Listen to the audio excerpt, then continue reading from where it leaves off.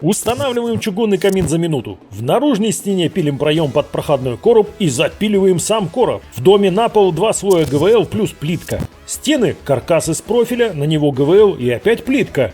В плитке рисуем кругляш. Ставим и центруем камин. Примеряем трубу, отпиливаем лишнее.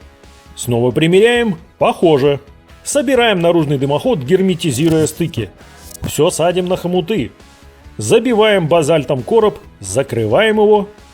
Потянули дальше дымоход. Отводим отводами по кровле из-за широкого свеса.